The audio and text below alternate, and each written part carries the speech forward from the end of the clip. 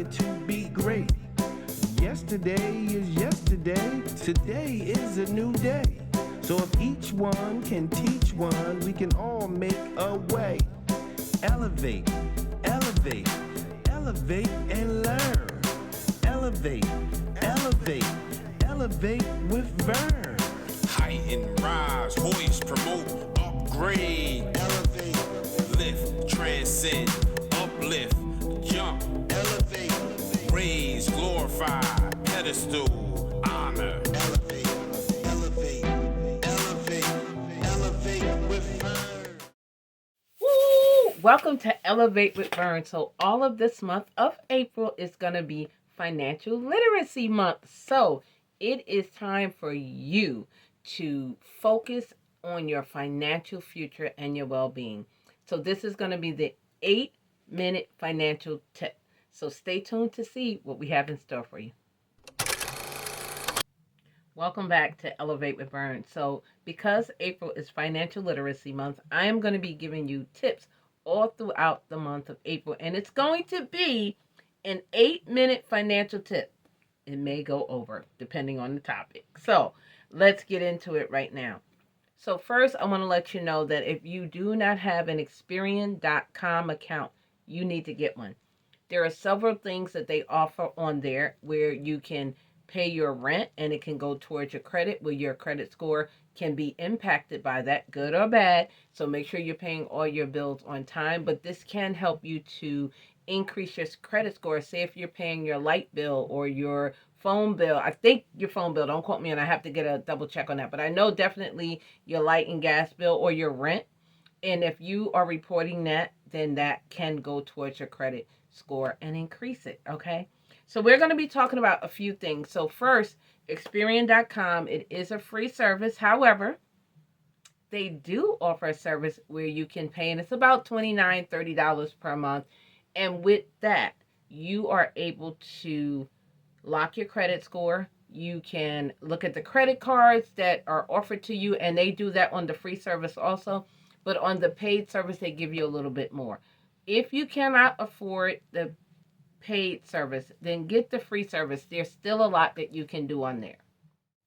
Also, on your bank account or your credit union account, they're offering a thing through Savvy Money, which I have here on my phone, and you are able to look at your credit score. Now, this is your Advantage score. This is not your FICO score. We're going to get into that. But your Advantage score will still help you get an idea of where you are on your scale, right? And while you do that, they'll give you your current score, and I'm going to put up some information up here on the screen, and then they're going to give you a score goal that you would like to achieve. So the one I'm looking at right now is saying your score is 692, and you may want to go up to a score goal of 745. That will be 53 points that you need to make in that month, 2 months, 6 months. There's a sliding scale bar that you can choose that will work for you, okay? Also, with that, they have a little scale bar on the bottom. I love this. It is so good, y'all. It also asks you, why do you want to achieve this goal? Some of the reasons are, I plan to buy a vehicle to improve my financial health. I am planning to purchase another big purchase that requires credit, such as a house or any other thing that you need. Maybe you want to take out a personal loan to repair your home. So I love that for Savvy Money. Okay, so Savvy Money and Experian.com, you definitely want to go up there because it is awesome, right? Your credit score is important. It may be low now, but there is a way to improve it. Follow me, okay? And I do offer workshops and masterclasses and seminars where you can be a part of it, or if you miss it, you can go back and watch the replay. So these services are not free. There are a small nominal fee, but you learn so much, and I give you this information so you can get in there and help yourself to get to that next level, to feel comfortable, to get financial freedom. And also, this book here is so awesome. If you guys don't have it, I implore you to go get it. It is by Tiffany Alici, the Budgetnista Made Whole. Great, great book. I will be doing some things out of that book later on throughout the month and giving you some tips that's in that book also. But I'm telling you, anything that you can do to improve your credit will help you. This will help you to be able to purchase a home, help you to be able to purchase a vehicle, help you to get personal credit. Any of those things, because credit is important, y'all. You may say you don't want a credit card or you don't need a credit card. You really do. You don't have to have 10. You can get one credit card. You can get 2 credit cards. Example, you have a Chase credit card. I'm just using that, right?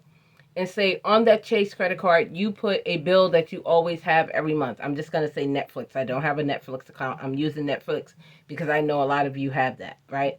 So I have StreamYards and I use it for my business. I would put my StreamYard on there and just say it's $30 every month. I would put that on there. I would pay that bill, and that will be as my credit is showing as I'm paying it off every month. You can put a small bill. You can put 2 bills. Maybe your car insurance. Maybe your car insurance is only $100 to $200.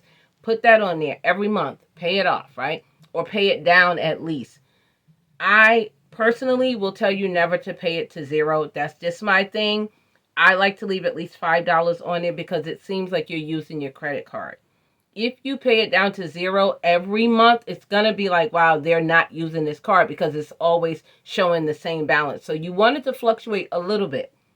Also, they say to use 30%. I'm going to say it depends. If you need to buy groceries and gas and all that, and you happen to go over that, if you have $100, right? They only want you to use 30% of that, so they want you to leave $70 on that card. Realistically, who can pay $30 for groceries, right? So say that maybe $60 and you have $40 left. But if you can pay most of that off before the end of the month, do it. Instead of paying the full 60, pay 55 or pay 50. In my opinion, you always want to leave something to show as a balance. It doesn't have to be a lot, but the 30%, it depends on who you are and how you budget yourself, right? Because we know gas is expensive and food is expensive. So make sure you're doing something that works for you, right? Again, your credit score on Experian.com and on Savvy Money will show you. Maybe you were at a poor credit score. I'm just going to say 400.